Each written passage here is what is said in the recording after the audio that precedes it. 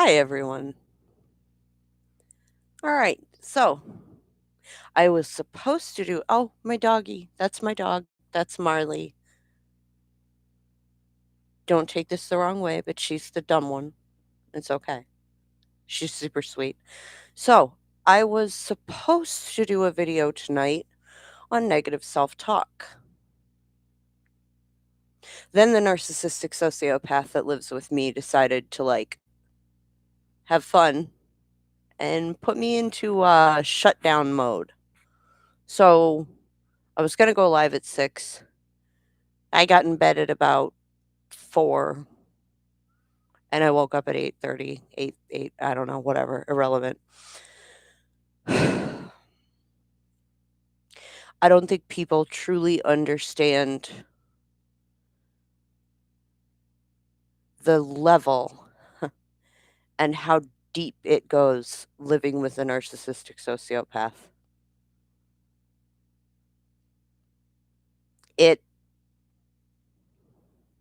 it alters your life, it alters your perception, it alters your view on what reality is. It's absolutely it's insanity. And the whole time you're made to feel like it's you, which is super fun. So, sociopath, psychopath, right? Pretty closely related, very closely related. Sociopaths and psychopaths both display challenging behaviors but differ significantly.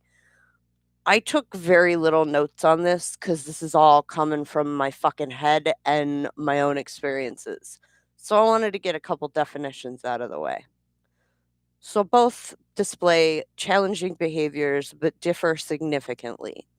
Sociopaths tend to be impulsive and struggle to form stable relationships due to their volatile nature, while psychopaths are known for their manipulative tendencies and pose dangers due to a profound lack of empathy and remorse. So, they could punch you in the face and they don't give a shit. They really don't. They don't care. I am a super, hyper, ultra, extra empath.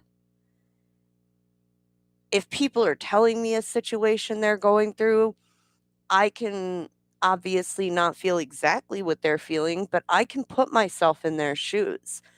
I can feel the energy when I enter a room. At work, I work at Wegmans, the customer service desk.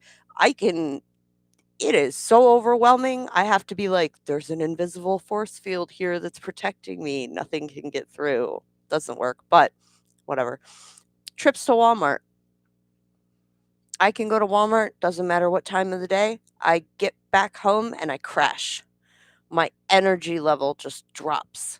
My motivation drops. I'm exhausted. It's too much. So, imagine the fun dynamic of having an empathy and an empath living with a narcissistic sociopath. It's really hard.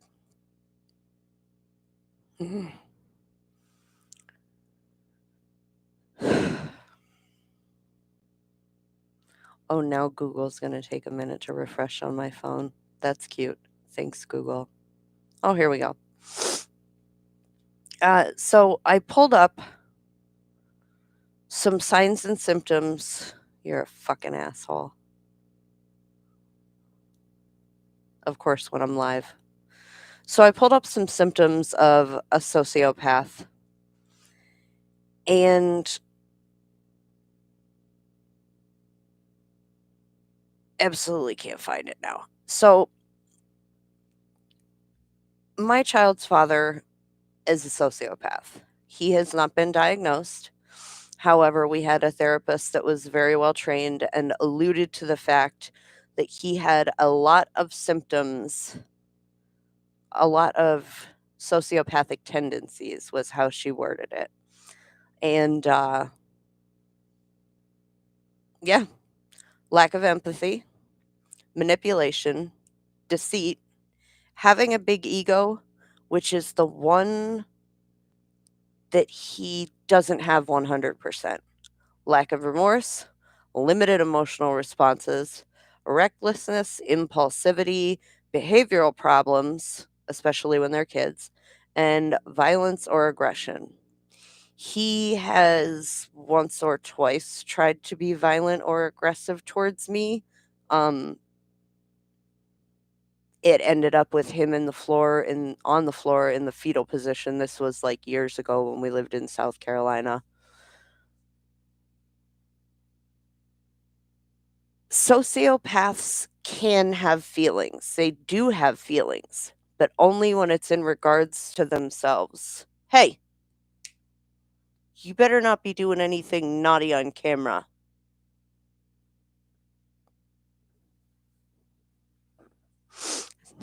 I just saw her and I'm like, oh, that'd be fucking hilarious, wouldn't it? That'd be my night. Okay. So, for example, my child's father is the one I'm talking about, the narcissistic sociopath. So he will lie to my daughter. Sometimes I think when he says these things, he has every intention of doing it. And then other times when he says these things, I feel like it's the right thing to say and the right thing to do, but he doesn't have the motivation to follow through.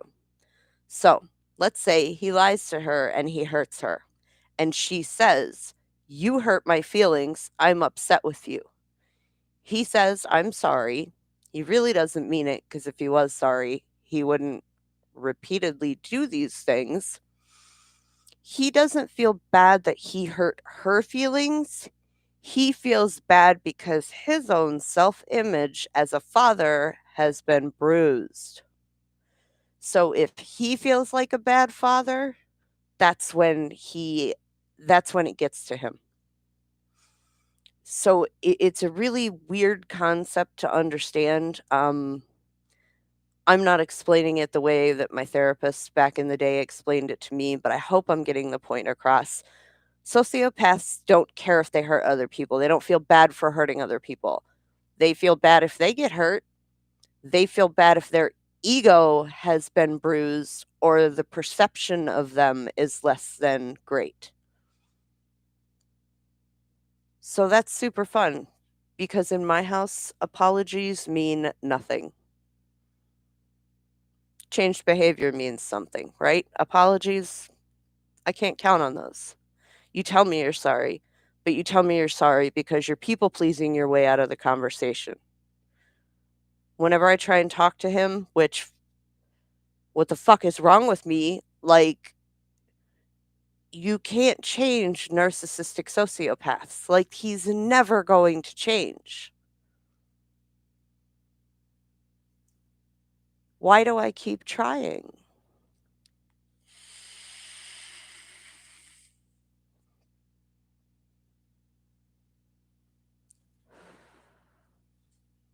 So I'm a problem solver and I'm a realist, right? I can deal with things the way they really are. But it's when the lies and the confusion come in that really bother me. So, narcissist. When most people hear the term narcissist, and for some narcissists, this is true, they have this huge ego of themselves and they just think they're the best thing on earth and everybody should bow down to them, right? That's not how he is. There's many different types of narcissists. The two that I'm going to talk about are the covert narcissist and the vulnerable narcissist, which is what he is. So the vulnerable narcissist has this fake idea of themselves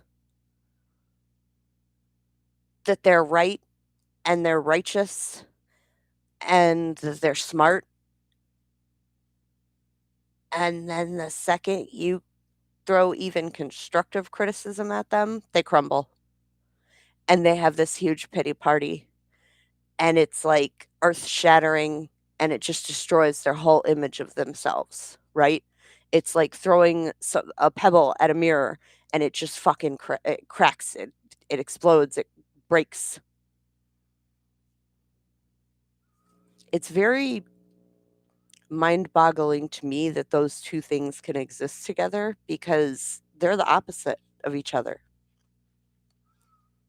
Oh, so I had all this shit looked up on my phone before I got on air, and I'm like, "I'll have it all ready." So all I have to do is pick it up and hit the tab, and it'll open up, and then no, because it's gotta fucking reload every page. That's fun. So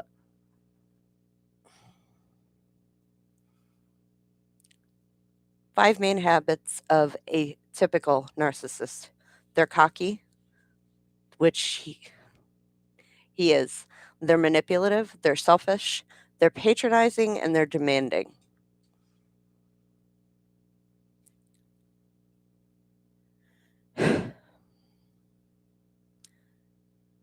They also, and I've learned this through a lot of research. They like the attention that they get. They like to be the center of attention, right? So if you're in a group setting, they'll be the loudest or they'll be the brightest or they'll want to, get attention. And if it doesn't get given to them, they go through, oh, I'm going to get negative attention. Doesn't matter what kind of fucking attention they get, they need attention. So if I'm not constantly praising a 43-year-old adult for doing the dishes and taking the garbage out, oh my God. And I'm like, do you want me to do that? Like, I actually talked to him one day and I'm like, "Do you really want me to be like, oh, you did such a good job. You did the dishes. Thank you so much. Good job." And he's like, "No." And I'm like, "Then what do you want? Do you thank me when I do the dishes?" "No, you don't." So it was very hard getting through his head that the bare minimum was unacceptable, that we needed more effort put in around the house to help each other out because I was in charge of everything. And then one day I just got sick of it and was like, "Yeah, I'm done with this. You're going to have to do stuff." And that didn't go over very well. There was a lot of fights about it. "But you live here too. I'm not your girlfriend. I'm not your maid. I'm not your wife. I'm not your mom." No. So, I use the term vulnerable narcissist. I briefly explained it. They are hypersensitive to rejection and extremely self conscious. They tend to be insecure as well. They become angry or offended when not put on a pedestal. A person with vulnerable narcissism is highly sensitive to criticism. Because when I was growing up, I've heard the term narcissist thrown around, and I always thought that they were, like, really full of themselves, and then I met this dickwad, and it didn't make sense to me. It also it's really screwy because they like to start arguments. You'll bring up an issue to them, right? You got home from work at 6 o'clock, and I asked you to do the dishes, and it is now 9:30, and all the dishes are still sitting there. Well, this is their response. "Well, I got home at 6:35, actually." Instead of listening to and responding to the main issue, which any fucking normal person would be like, "Okay, the point is I didn't do the dishes." They try and go on little side tangents. They'll try and distract you. They'll try and deflect. And I have learned not to fall into that little pitfall because, man, I used to. A 5-minute time difference is irrelevant to this conversation. The point I'm trying to make is that you did not do the dishes and you agreed that you would.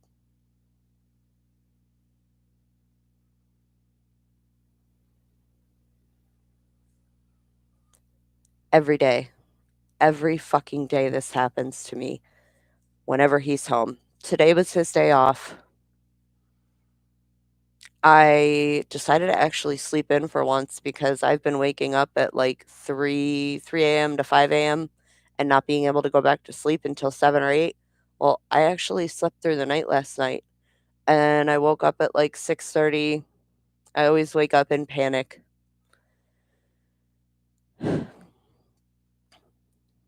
Story for later.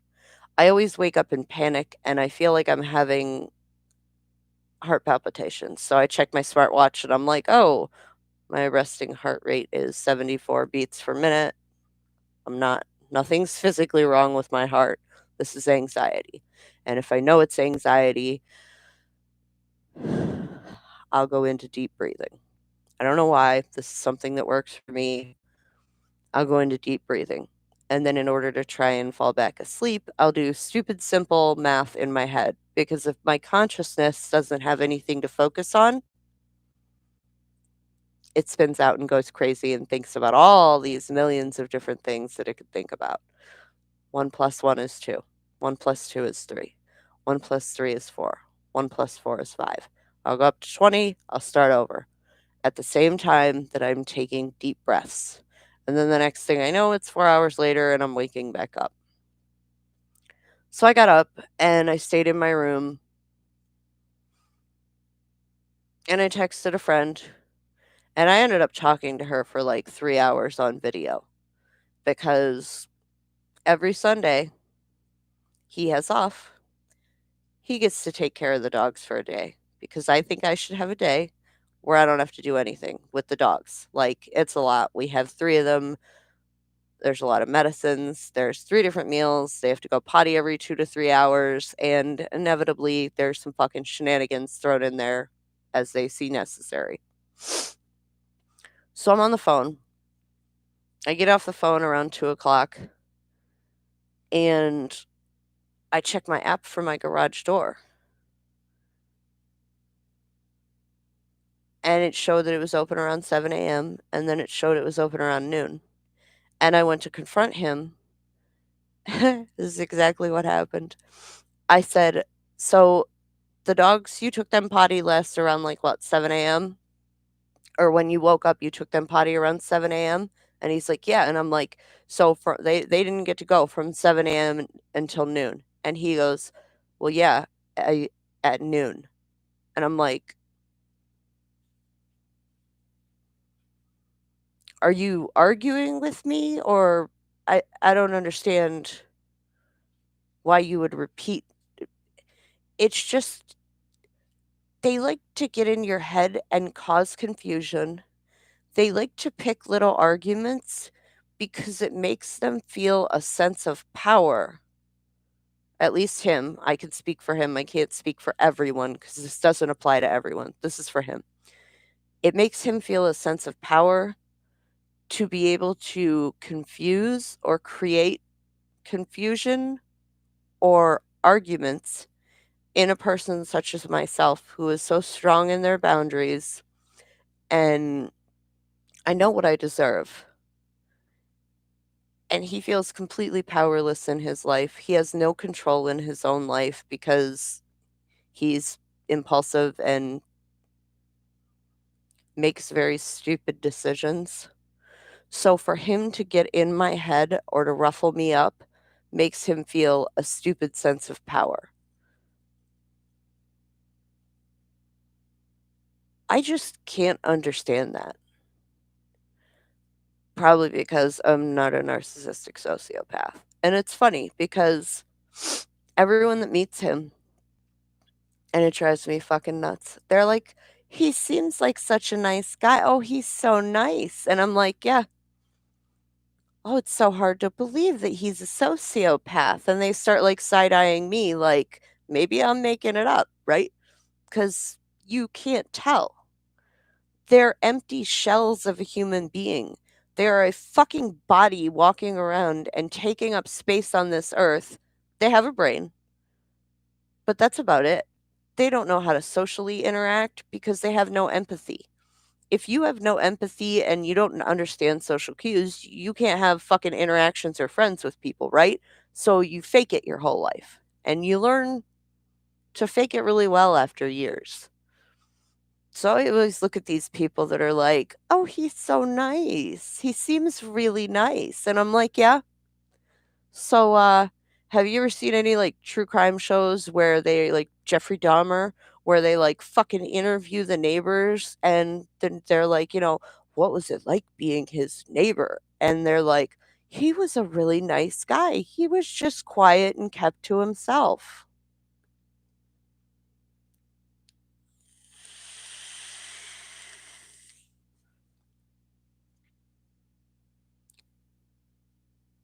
The amount of therapying that I've done at home with this guy is absolutely ridiculous, and I really feel like it's all been bullshit. That's a hard pill to swallow that I put so much time and effort into trying to help someone because he gives me hope. He'll put that false sense of hope in my fucking head that, "No, I don't wanna be this way, I wanna be different." And he'll sit there and he'll talk with me, and the stuff that he says back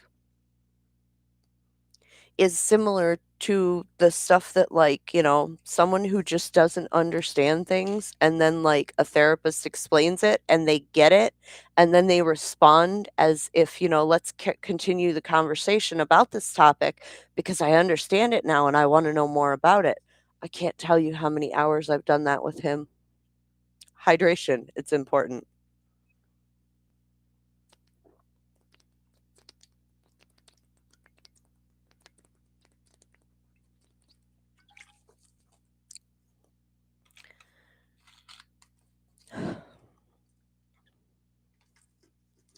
The level of damage that even just a narcissist can do to a person is it's mind-boggling. You truly cannot understand it unless you have been with someone who is a narcissist and tried to make it work and tried and hoped, and you know what? It's always us empathic people who we can see the good and the bad in the person, right? We see who they are, and then there's this like spectrum. It's like this is who you are. This is the good and the potential that you have, and this is the shitty and the horrible things that you're capable of, right? This is here now. We empathetic people, most of us, cannot imagine even acting like that or having no feelings or maliciously hurting someone like that. So we tend to see the good in them and try and bring it out and hope that someday it will come out. Give up. Walk away from it as soon as you can. I am stuck here now. I don't have a choice right now. I'll excuse me. I'll get into that a little bit later. Um you they know how to bait you into arguments, and then all of a sudden it turns from you. She's so cute. She sleeps like this on her back. She's my sweet girl. That will bait you into having an argument with them, right? And then it's just like crazy how they jump around and the things that they say, and it just infuriates you. And it's like you want to argue back and you want to defend yourself and you want to call them out on their bullshit. And then all of a sudden, you're a fucking crazy person. You're a crazy person trying to prove your point, and then they shame you for that. You initiated this whole thing. You're twisting it, and because I'm getting angry that you're being fucked up, now I'm crazy? Okay. Okay.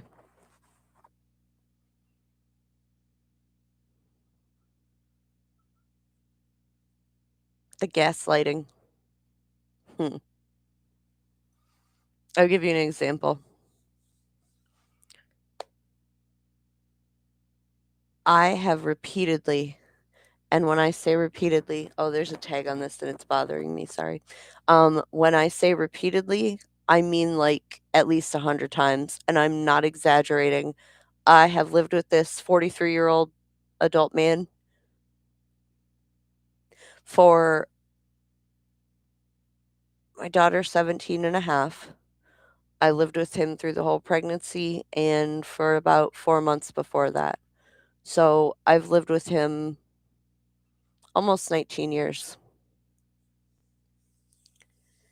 So when I say hundreds of times, I'm not kidding. There was a while where this used to happen daily, more than once a day.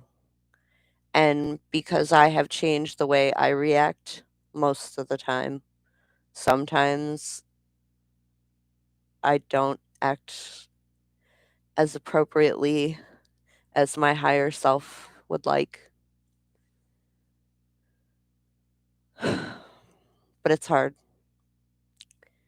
until I set boundaries and realized what was going on, because for a long time, I had no idea that he was a narcissistic sociopath. It was only about 3 or 4 years ago, yeah, that our therapist and I loved this woman. Like, this woman, I'll only use her first name, Shanice, will always have such a special place in my heart. So she brought up the term narcissistic tendencies and sociopathic tendencies one time in therapy, and I love psychology. So I went home and I'm like, da da da da da da da da da da da da da da da research, right? I love researching and knowing everything I can on certain topics, psychology in general, but especially the labels, diagnoses, symptoms, how to deal with it, what to expect. Like, I educate myself on the whole fucking spectrum of it.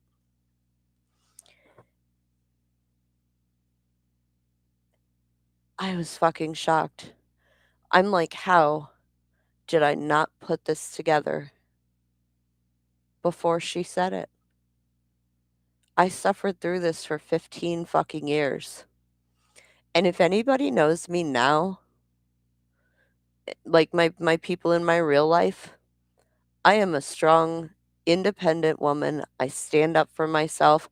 I don't take shit. I choose my words carefully. I am very self-aware. I know my shortcomings. I know my strengths.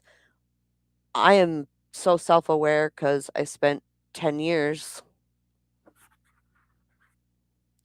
She's dreaming. Can you see her little feet moving? I can't let the dog in my room when I make videos. It's too distracting. Okay. So for people who know me now, when I say when I first got in a relationship with this guy, I had no clue. And I were both drinking all the time. Even after we had our kid, we would kind of take turns, or so I thought. We would kind of take turns. He would go to work during the day. Little did I know he was drinking during the day. And I would be at home sober with the kid. And then as soon as he would come home, I would have a couple drinks. I would have like 20 drinks either at home or I would go out. Yes, I used to drive inebriated. I'm very blessed that I never hurt anybody, let alone got caught. Little did I know he was getting drunk too at home with our kid. This went on for years. We had to move across the country when Chloe was like 2 years old, and we had to move back in with my fucking nut job of a mother. We moved into a studio. Me, my ex, and our child in a studio apartment that was like super awesome. She kicked us out way earlier than she said we could stay there, and then, like, a month and a half after we got there, she's like, "Okay, you got 3 weeks to get out." He used to belittle me and say such hurtful things to me and be so mean and so vicious, and I would just sink into it. I would be like I would believe it, and I would internalize it, and I would just go over and over. I would spend, like, 2 or 3 days in my room. If he was home, I was in my room thinking about what a shitty fucking person I was and how horrible of a human being I am. I found out he was saying things to my child behind my back when she was, like, 3, 4 years old. He would tell her what a slut mommy was. Because I would go out with my friends when he got home. He is now I know why, he couldn't make any friends. He didn't have friends. He always latched on to whatever friend group I hung out with. So he would be at home after he got off work with the kid and telling her, "I'm a slut. It's all her fault. She can't keep her fucking legs closed. She's a horrible person. She doesn't love you."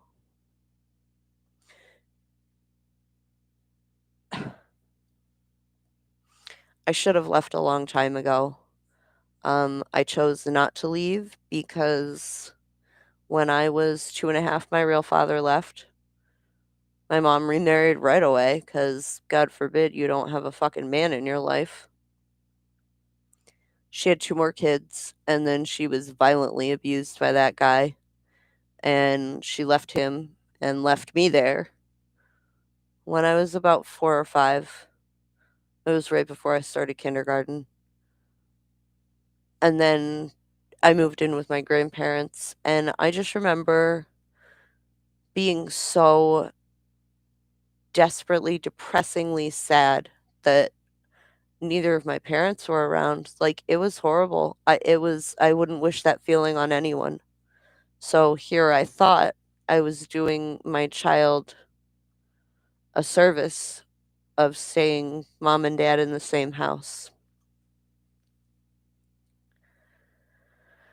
You live and you learn, right? Hindsight's a bitch. I've had talks with her since then. I explained to her why I did the things I did and why I chose the things I chose at the level of awareness and insight I had at the time. And she's expressed to me that she's like, "I wish you woulda left him sooner. I wish you woulda gotten," and I'm like, "I know. I'm sorry I didn't.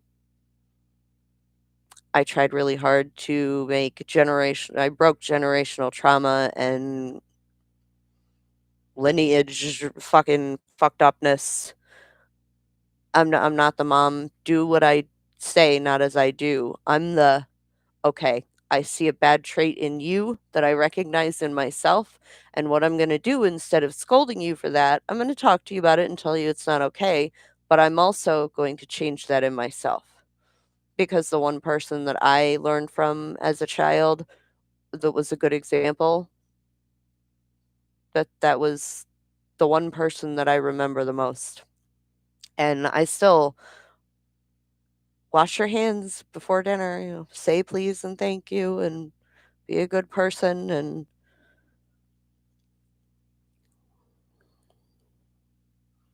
my daughter hates her father so much, like deep, deep hatred for him.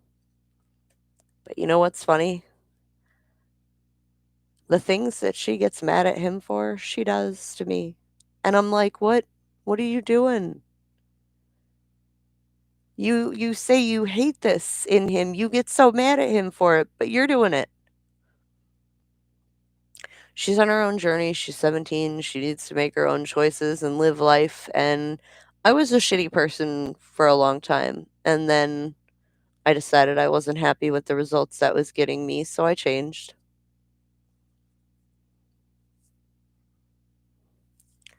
So the other morning, Peter is my child's father's name. There is something that we've addressed 100. I have ADHD so bad, and I'm tired, and I'm kinda, like, still not fully there.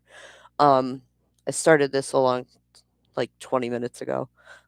not that long ago, but, um, there is a task that we agreed that he would do, and there is one certain thing, okay, it's the fucking dishwasher. We agreed he would do the dishwasher because I was fucking sick of it. I took care of everybody for years. You know what? It's your turn. And there's this one thing that I keep telling him, "If you turn this way, it fits in that spot." And it's probably been over 100 times that I've been like, "Hey, what's wrong with that?" And he'll turn it and put it in the right spot. And I'm like, "Why do we have to get to this? Why does it have to be you're just not present? And I know you're capable of being present because you've done it recently for long periods of time. You just don't care, right? Well, I care. So you better care."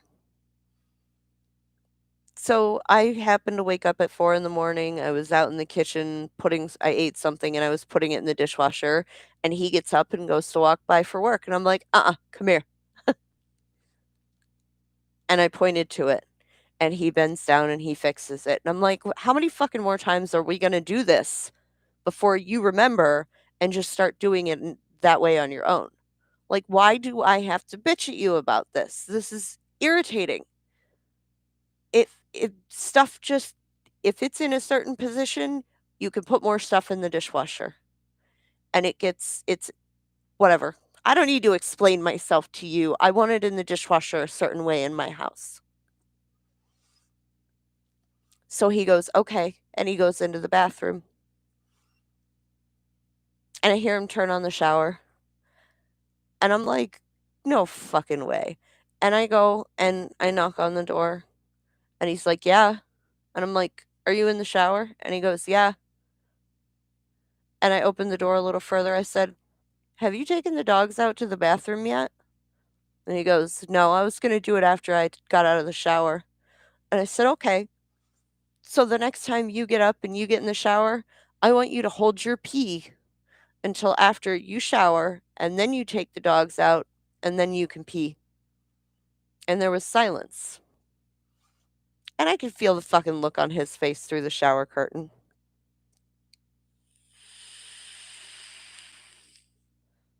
Now,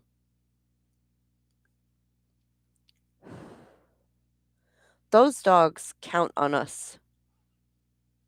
They can't go to the bathroom by themselves. We don't have a fucking doggy door. We don't have a fenced in yard.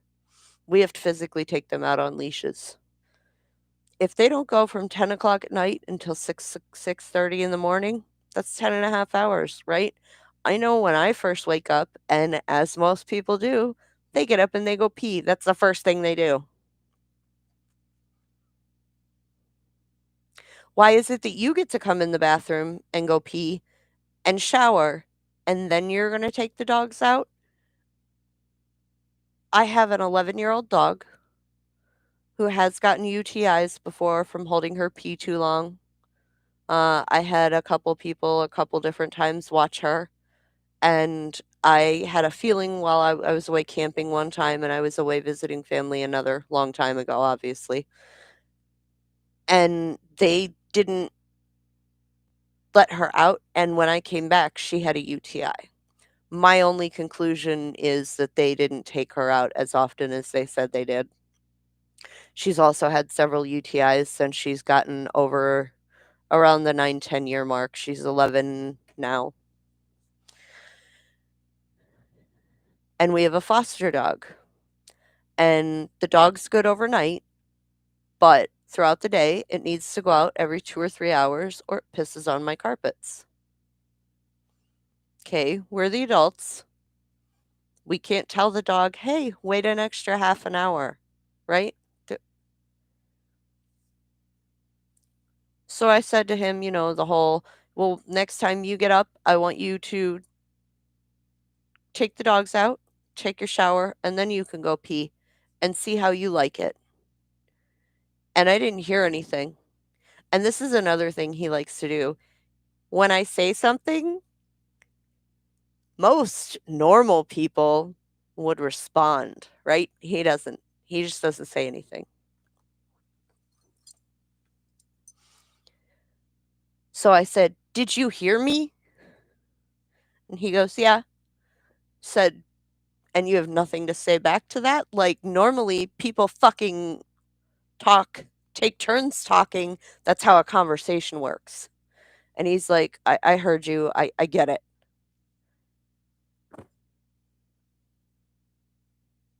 I heard that tone in your voice and I don't appreciate it. I am not being illogical or crazy in requesting that you takes our dogs out to the bathroom because you get up in the morning, you are getting ready for work. You know I have a hard time falling back asleep, so it is your job to feed them and take them potty in the morning, right? Yeah.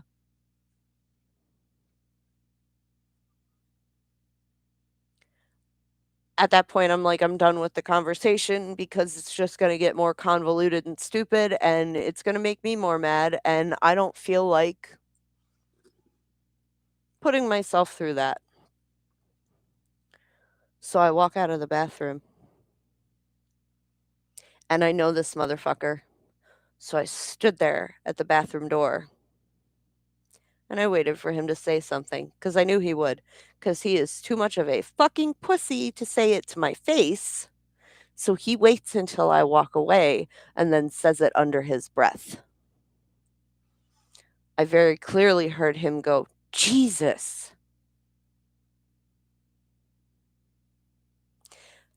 I ripped that fucking door open and I said, "What the fuck did you just say?" Uh, what do you mean? What do you mean, what do I mean? I heard you say something. What did you just say? Uh, I didn't say anything. I said I heard you. I heard you with my own ears. I want you to admit it. Well, I didn't say anything. My feet squeaked on the floor.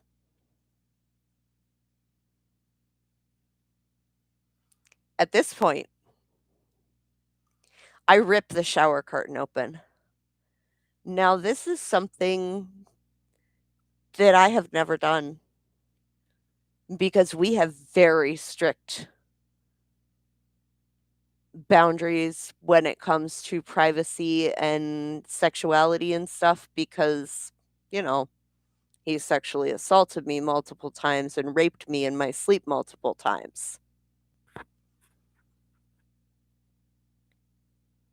His face when I ripped the shower curtain open, I was so angry I couldn't actually enjoy it. He covered up his privates and he was in shock. I said, "Your feet squeaked on the floor? Are you fucking kidding me? Do you think I'm fucking stupid? Are you t you're it I heard you. I stood outside the bathroom door and I waited for you to say something because I knew you were going to. I heard you." You know what he said? Well, maybe I said it and I didn't realize it."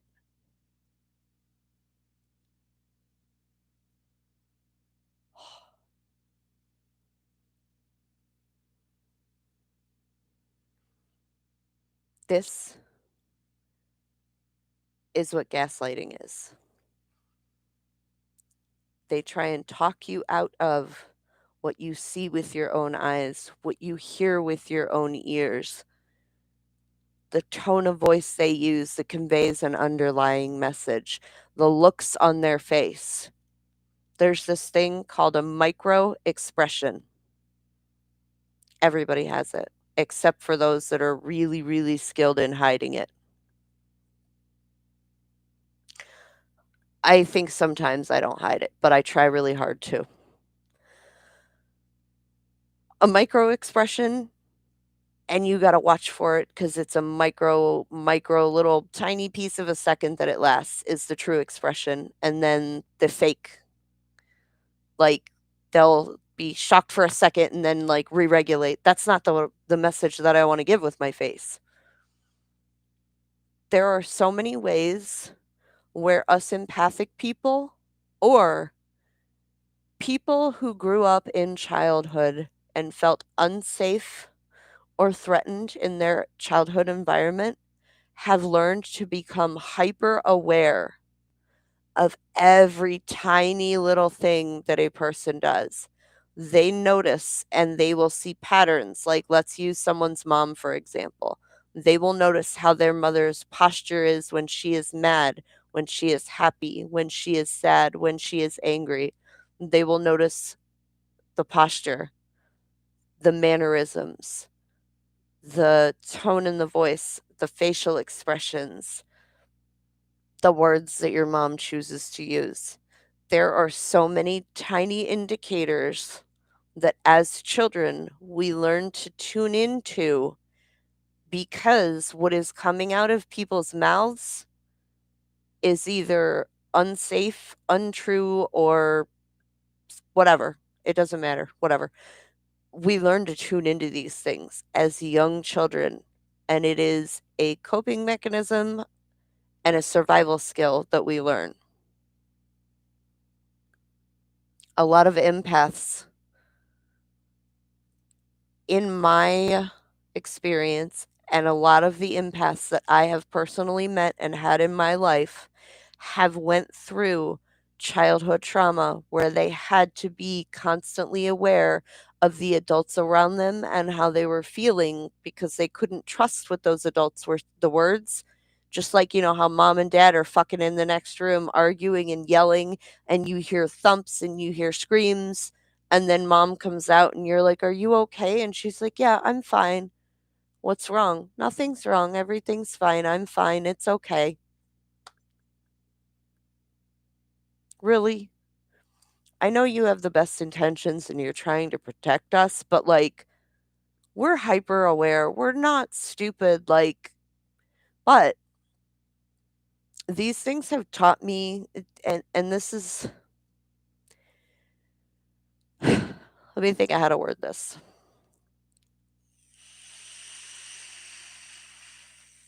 Okay. These survival skills that I learned in childhood have been very helpful in my adult life because I can tell when people are lying to me unless they're like really skilled. And that's why, like, this guy is a fucking idiot. He's not smart. He is not able to like maintain a lie. He trips up. I know all of his tells. He's got like 30 different tells that I can be like, "You're lying." Plus, I know him. I've been in hundreds of thousands of these situations before because let's do the math real quick. So we have, nope, not clock, calculator. We have 365 days in a year times roughly 18 years. Let's do 18.5 years. That is 6,752 days that I have spent with this man. And if something happened daily or multiple times a day, when I say I've been through things hundreds of times with him, I am not exaggerating. If anything, I am minimizing the amount of bullshit that I've went through with him. So, what happened today? Oh, he was just lazy. It's funny because I used to work on weekends, like on his days off. And I notice if I'm home on his days off, he's up around 9 or 10 and he does stuff around the house. But if I'm at work, let's say I work 12 to 5, he'll be up when I leave. And then I'll come home and like I'm hyper vigilant, I'm hyper aware. I know where everything is in my house. If something has been moved a quarter of an inch, I'll be like, "Why'd you move that? What'd you need with that? That's not yours. You don't need to touch it." Like, I'm not kidding. Every single thing in my house, I am aware. And I'll come home and I'll be like, "What'd you do all day? It's your day off. You just told me last night that, you didn't get much done because I had to do X, Y, and Z, and I kind of bitched at you about it because those are your responsibilities. And you told me that today, oh, it's my day off tomorrow. I was planning on getting an early night and getting up and getting stuff done tomorrow."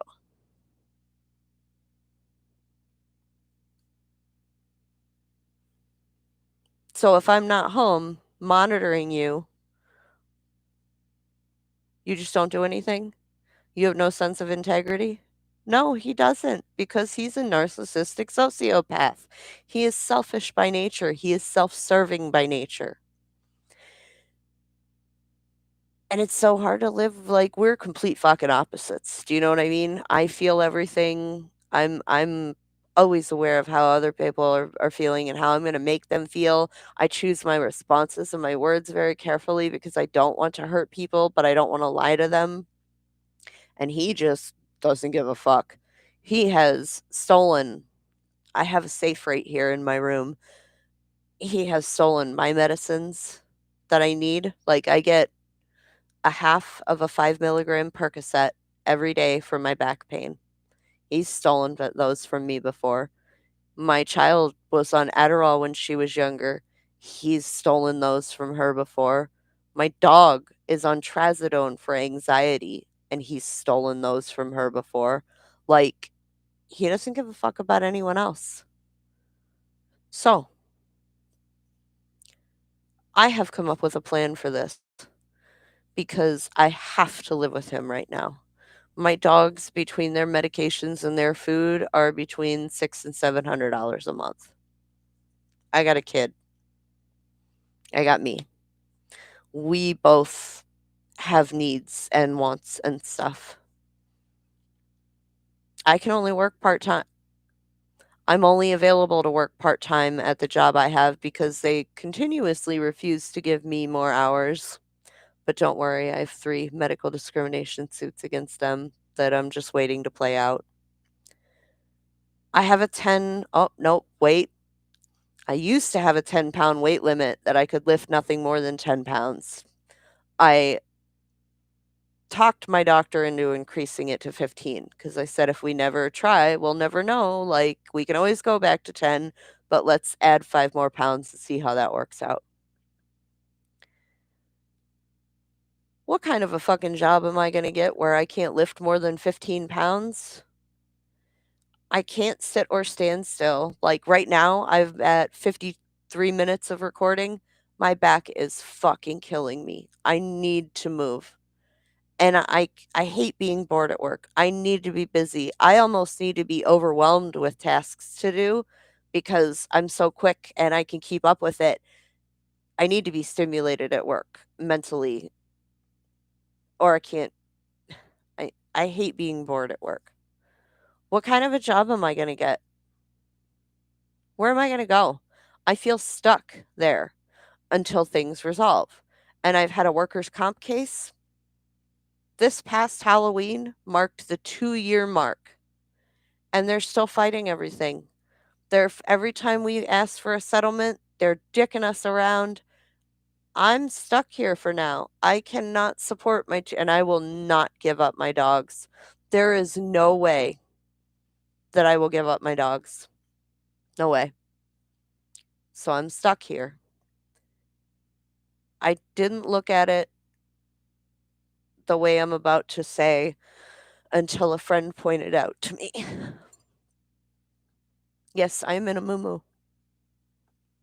I don't care. I am unshowered today. I have no makeup on. This is me. I didn't realize it until a friend pointed it out to me. She said, "Well, he's kinda stuck too." Oh. That was one of those times where I had to watch my micro expression because it really pissed me off. In my head, I'm like, "What the fuck do you mean he is stuck? Fuck him." Well, if I weren't here holding him accountable, it would be so bad. And I actually had this conversation with him. I was like, let's say some magical money fairy gives me $5 million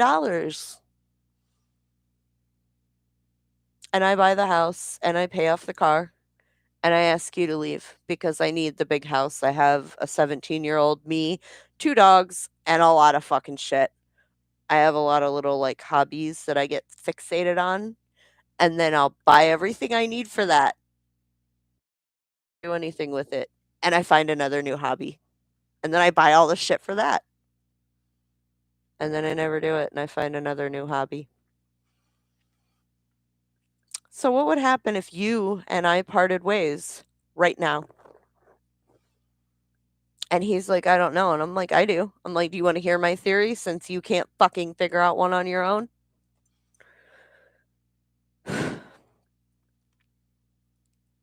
I said, "For the first few days, you would be so happy. You would be so happy that you don't have to listen to me bitch anymore, and you don't have a mommy around to fucking tell you what to do and control you."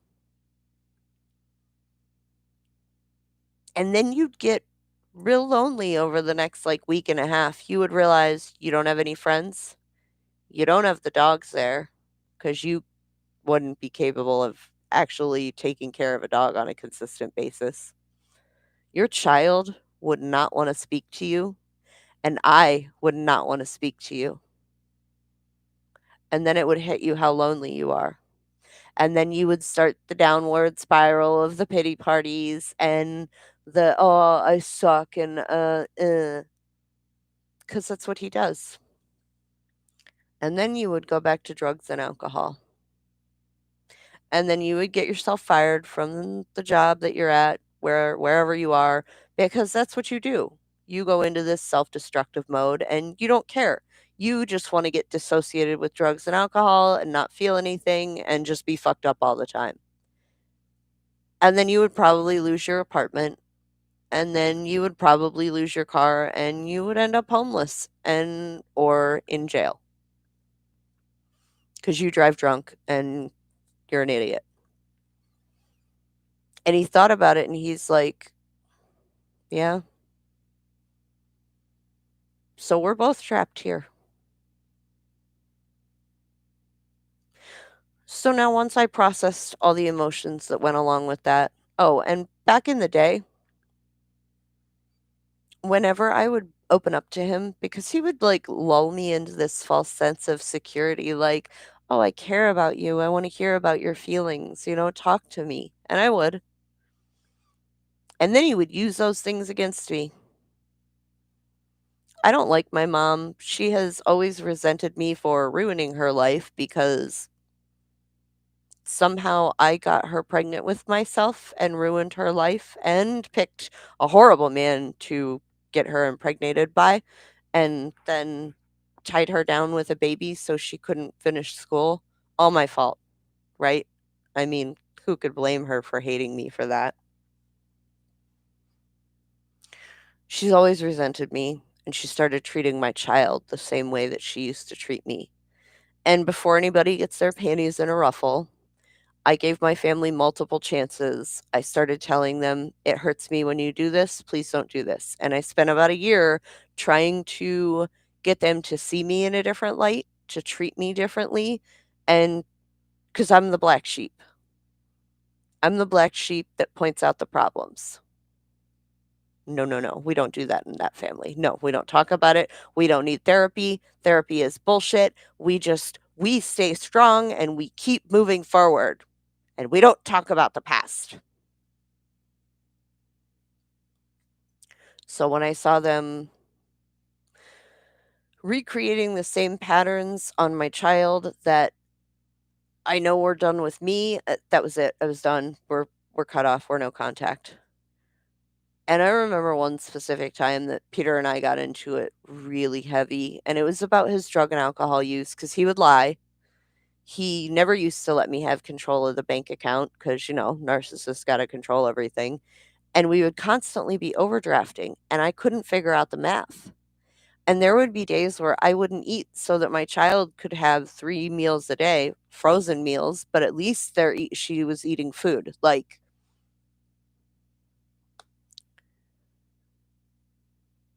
And one day, he told me I'm just like my mom. "You are fucking up our child just like your mom fucked you up. You are no different than her."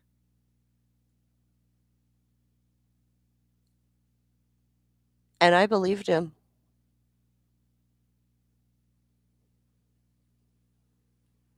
It hurt.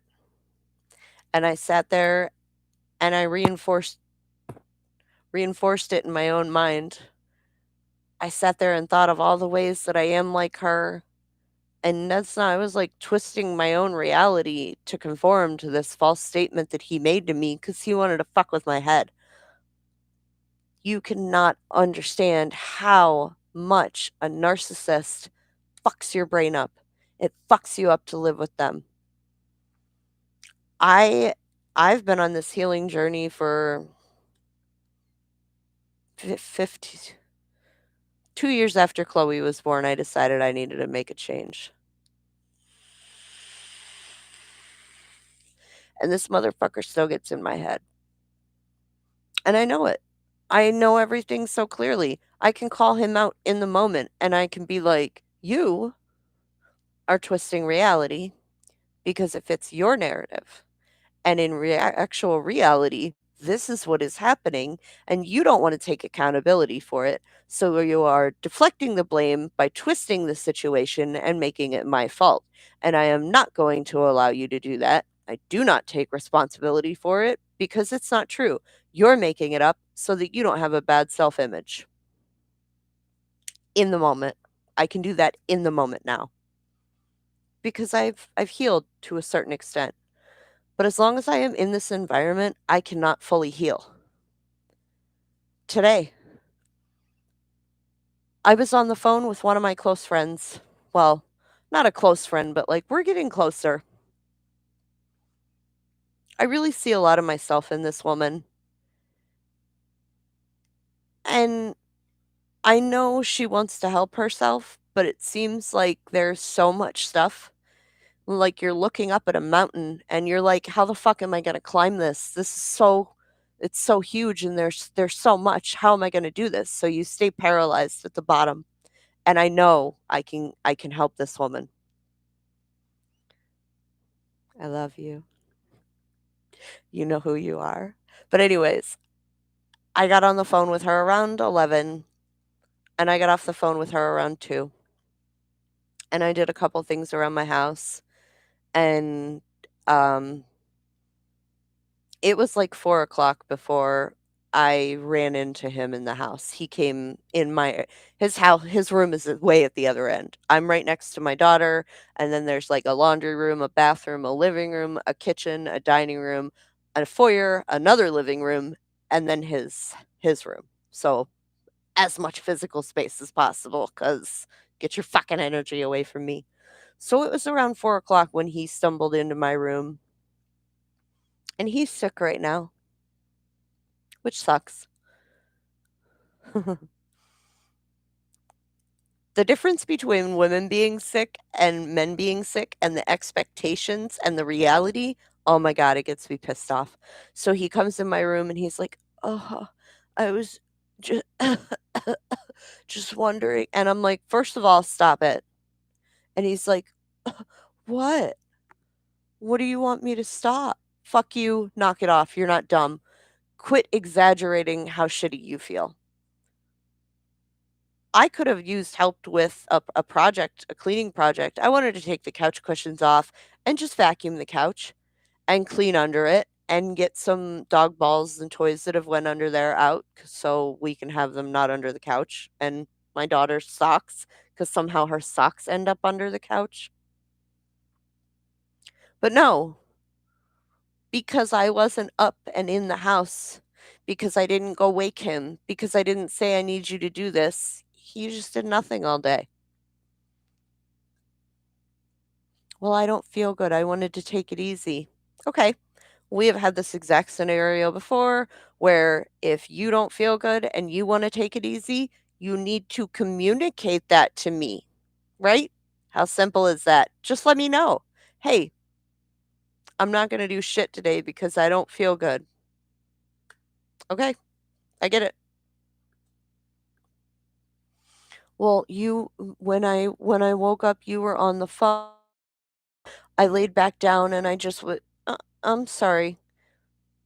Don't we have multiple methods of you leaving a fucking note on the counter? Haven't we talked about this before? Well, yeah.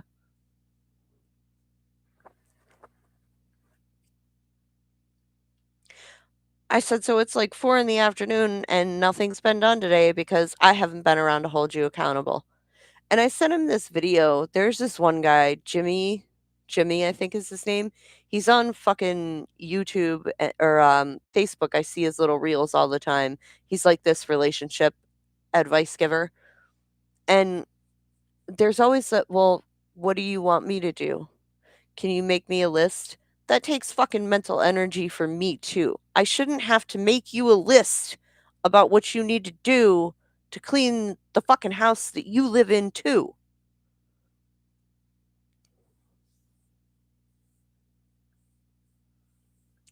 So I am a problem solver. We're stuck together for now, right?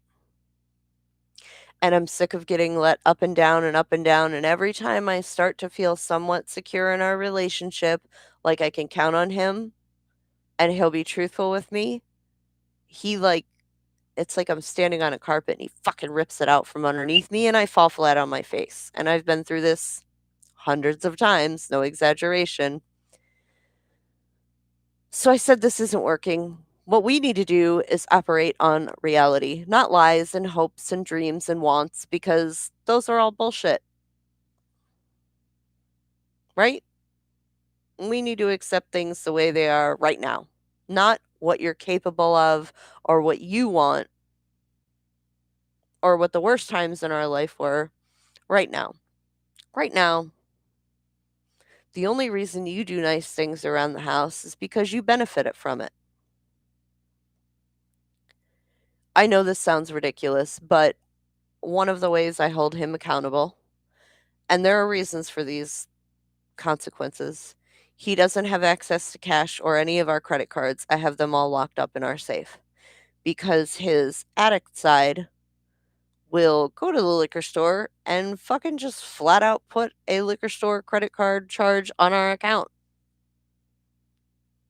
One of the rules in the house is you need to be sober. You need to be a sober, contributing, responsible adult. That's it. That's like life for 80% of the people in the world. Like, what? Okay. So he can't have access to credit cards. When he is making shitty decisions that are affecting me or my child, and he is not being a responsible, contributing adult, I don't let him drive the car. He can take an RTS on demand to work. I don't expect him to walk to work, but he can take a bus. You don't need to take the car. I have a nice brand new car, a limited edition. I have a nice car.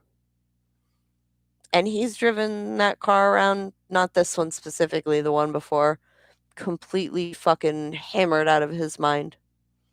No thought about the consequence because he would go to work, he would take the car to work, and then on the way home, he would hit the liquor store, and then he would drink it all on the way home.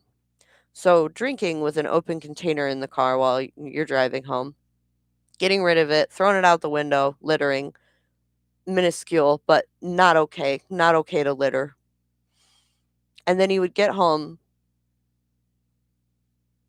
not quite drunk because all the liquor hadn't absorbed into his system yet, and take our child and go to the grocery store. I had no fucking clue. Until one time when he fucked up really bad. When he fucks up really bad, he'll tell me little tidbits of truth to make it seem like he's being transparent. And you know what? I'm going to come clean. I don't want to live this lifestyle anymore. I'm going to come clean with you and I'm going to tell you the truth and I'm going to be honest with you. Again, little do I know, he's only telling me selective little things that he knows that he can live with.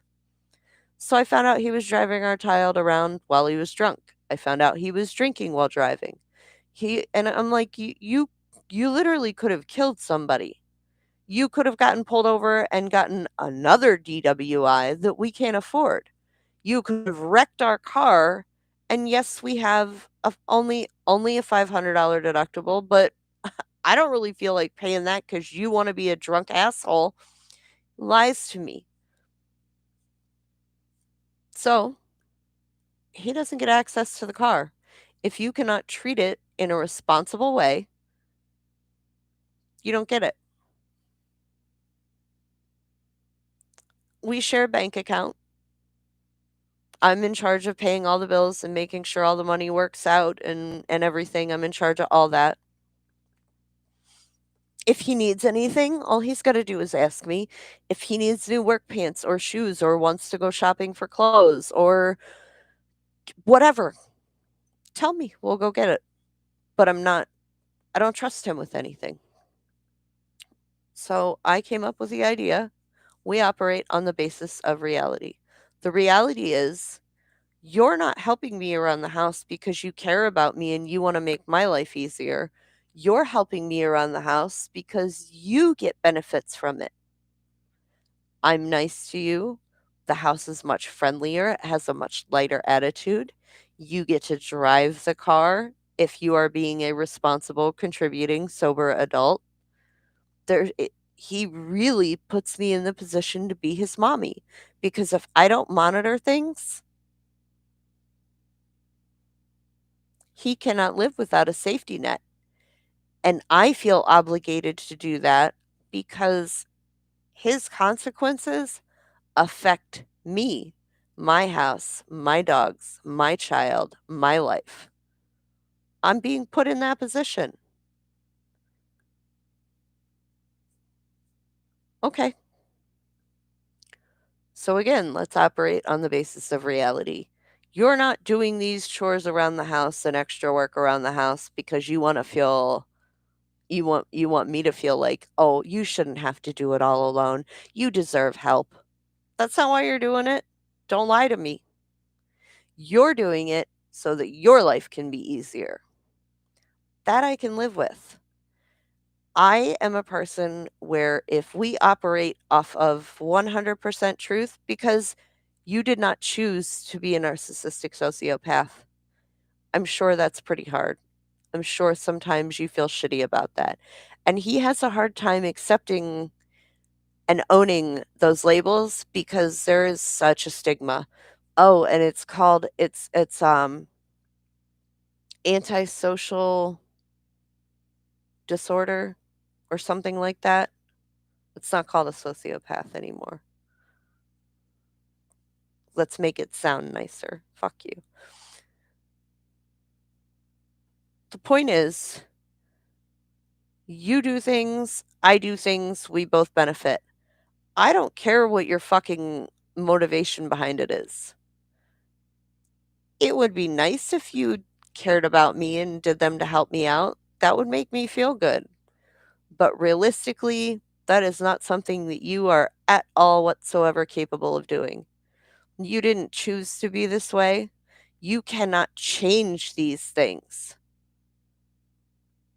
I have to accept that, and I can, as long as you are not lying to me, as long as you are putting effort in around the house. And we like to play this little game of the circle. I'm going to do good and I'm going to put in effort and everything's going to go for good for a little while and then we're going to crash and burn. Because, and I've asked him why, because he gets sick of putting in effort. So when he gets sick of putting in effort, he starts losing some of the luxuries that we have. A car is a luxury. There's people that fucking get to walk to work and take the bus and go to the grocery store and they live that way. A car is a luxury. You don't want to put in effort? You don't get the luxuries of this house. You can come home and cook and eat whatever you want. You can sleep in your own bed. You can use the bathroom in our house. You can take a shower. I used to make him go and stay at homeless shelters only when he broke his sobriety because there was a lot of problems that stemmed from his sobriety. Uh, at one point, we had CPS in our life. I had to call the cops on him because I just happened to come home from being out with friends. And I don't think I just happened to. I think the universe put me in that position to find out. I came home and he was blackout, passed out, drunk. I could not wake him. It was to the point where I was starting to get scared. Like I did the whole chest rub thing right here with my knuckles. That was the only thing that woke him up. He was home alone with our 1.5, 2-year-old, maybe 3. Our child had drug a kitchen chair over to the front door, unlocked it, opened the door. We had a hallway upstairs, stairs, and then a glass security door that if my child would have went out it, would have gotten locked out, and this was in the area of, like, Dewey and Ridgeway and 104. I came home, and I saw my child in the hallway, and I'm like, "What the fuck's going on? This is a little weird." Went upstairs, he's passed out drunk. I called the cops on him, and I had him arrested for endangering the welfare of a child, his own child. That didn't change anything. He is incapable of caring, and I can handle that. I can accept that. I can live with that. I can work with that. But don't trick me into thinking you care about me because now you're fucking with my emotions. And especially don't do it to our child. And I am so fucking proud of my child in the way I have developed boundaries, and I developed them real damn quick, like real damn quick once I figured out what was going on. She's followed in my footsteps. She is a little more mean and cutthroat than I am when I communicate with Peter. I can be pretty mean and cutthroat, but she is really mean and cutthroat when she communicates with him. There are times where I'm like, "Hey, I understand that you are very mad at him. You need to understand that he didn't pick this and he can't control it. That, excuse me, that does not mean you should not set boundaries, but tone it down just a little." Tonight, we were in the kitchen and she was at the table and he was at the sink and she needed to go over by the sink. And she said, "Can you please leave the room? I need some space from you."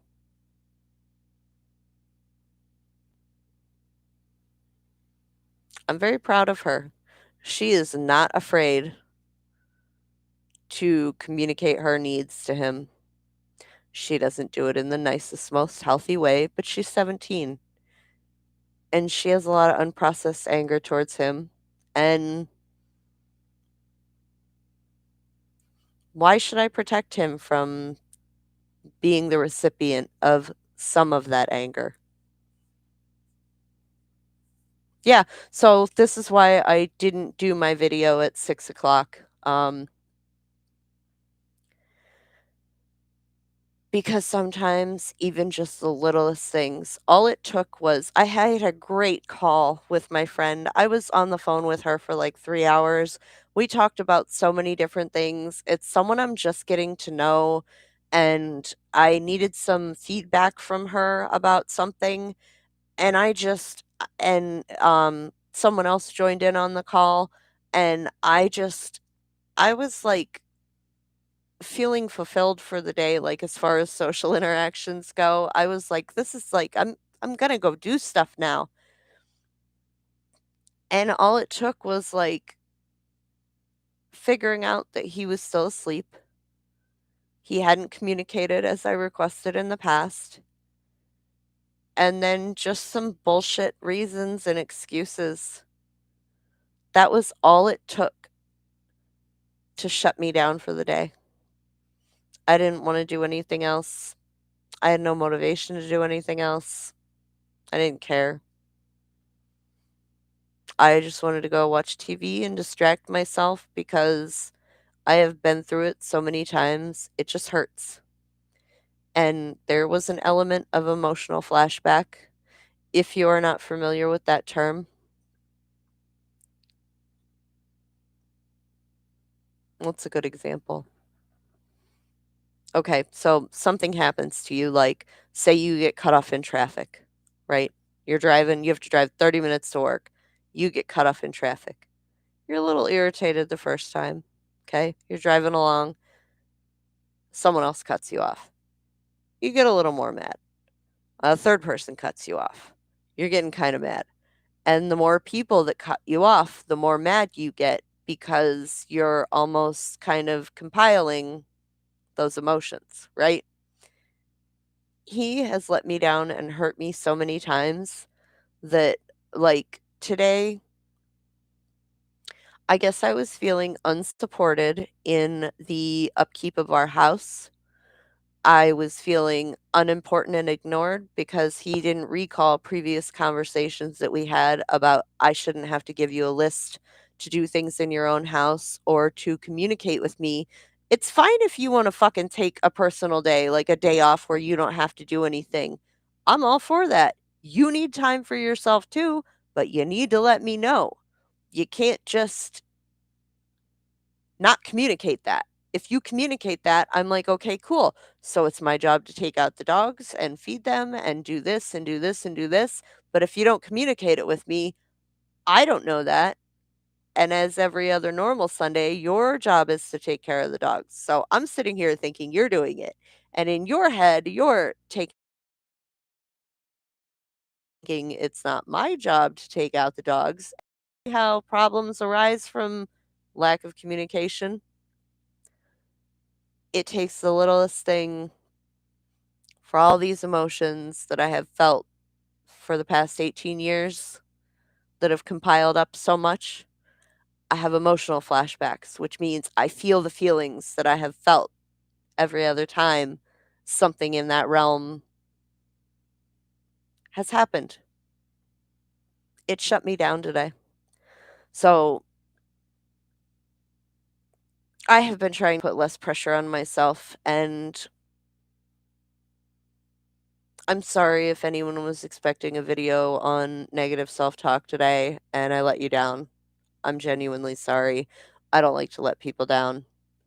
However, I'm trying to show myself more compassion and feel my feelings.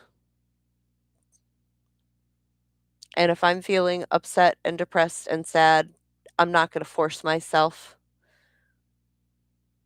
to do something that I don't mentally feel like I'm at, capable of doing or even at my best. Because today, I wouldn't have been at my best. That wouldn't have been the best version of the video that I could have given you. And I felt the need to kinda jump on. He went to bed, so, like, I got my personality back. I'd just taken a nap. I woke up fresh. I had a couple encounters with him, but I was like, "Okay, no, no, no, no. He's going to bed. I'm not gonna let that no, no, no, no." Because sometimes I'm able to do that. No, no. But I felt not that I owed anyone an explanation, but I wanted to give you guys an explanation as to why that video wasn't on here. And I probably could have done the video in the length of time that I've spent here talking about narcissistic sociopath bullshit, but I hope that this validates some of you who live with a narcissist or a sociopath or work with one or have one in your family. It is mind-blowing the damage that it can do. You are not crazy. They get off on attention and causing chaos in people's lives. So, the only way to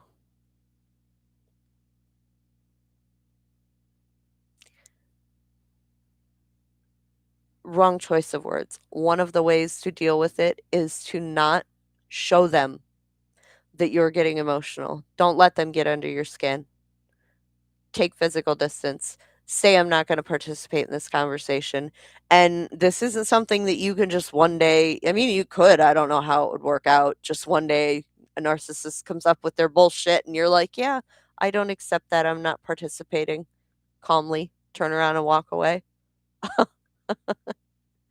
Some narcissists and sociopaths are dangerous. Some of them are physically violent and abusive. Luckily, I do not have that aspect in this relationship. So, stay safe is the number one thing. You are not crazy. You're being gaslighted. You're being mentally fucked with. You are acting in a normal way to an abnormal amount of bullshit. As a matter of fact, you are probably underreacting to the amount of bullshit that's being thrown towards you if you have a narcissist or a sociopath in your life. It's hard. I have to tell myself I am choosing to stay here right now because I don't want to live in the city. I like the school in Henrietta where my child's at. I want to have a car. I want to have a big house and I want to be able to provide for my 2 dogs. And the only way I can do that right now is through this dick. The only thing he provides me with is money, and I have been more than clear with him about that. The only good thing you bring to my life is money. Is that harsh? Yeah, it's the truth. And fuck him. I don't give a fuck about his feelings. It's funny though, because if anyone else goes after him or tries to like attack him verbally, oh man, I'm the first one there being like, "Excuse me? No." He's my child's father. I will always feel somewhat of an obligation to him, but that obligation's getting tinier and tinier every day. And I've had to apologize to my daughter and be like, "I did not know what I was setting us up for. I'm sorry." I try to be there for her. I provide her with therapy. And I have to kind of stand back and let her make her own decisions because she's not too far away from 18. She gets to pick the kind of person she wants to be. If she wants to follow in his footsteps, I can't control that.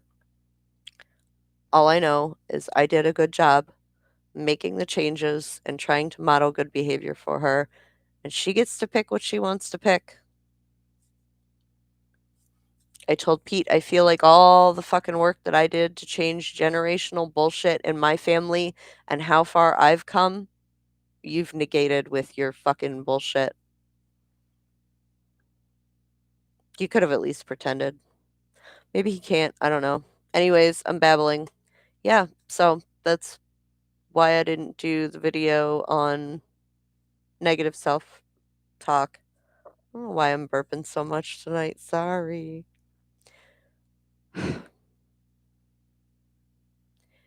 Feel free to reach out to me. I think that my email is on here. Anybody that knows me.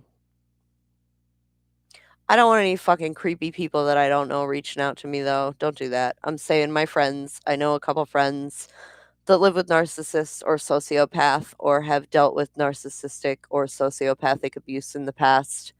I understand what you're going through. Feel free to reach out. All right. Bye, guys. Have a good night.